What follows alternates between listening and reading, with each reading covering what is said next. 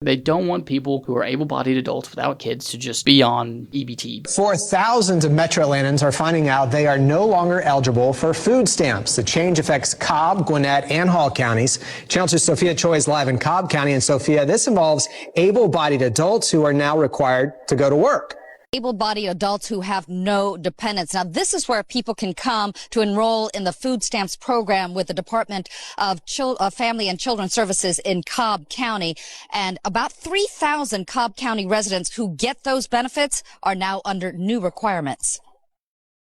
We met Kiera Thomas applying for food stamps at the Cobb County DFACS office. She's got a child, but says those who don't have dependents still need help. I mean, not everybody can work.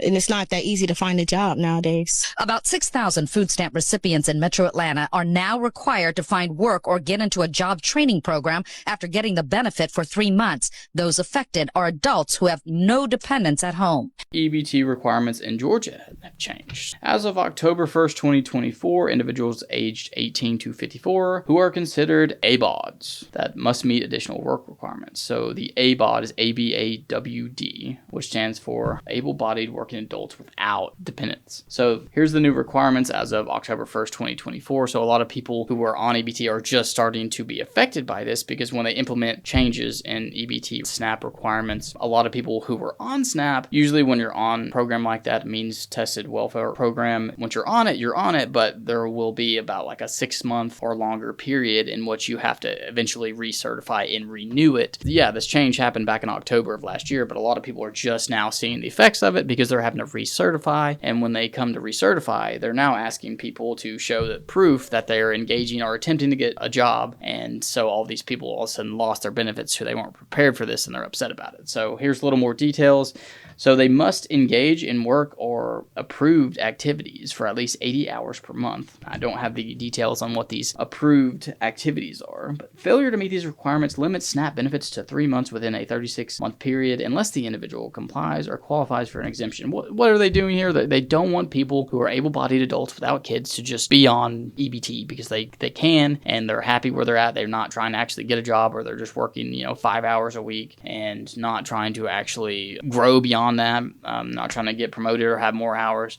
They're trying to prevent that because it's supposed to just be there to help supply food for people who just can't afford it. They're making changes, so that's good. Here are a couple exemptions. It says failure to meet these requirements limits SNAP benefits to 3 months, like I said, unless the individual complies or qualifies for an exemption. Here are the exemptions. Exemptions from these requirements may apply to individuals who are physically or mentally unfit for employment. And arguably, that's quite a few people, but we won't have to get into that.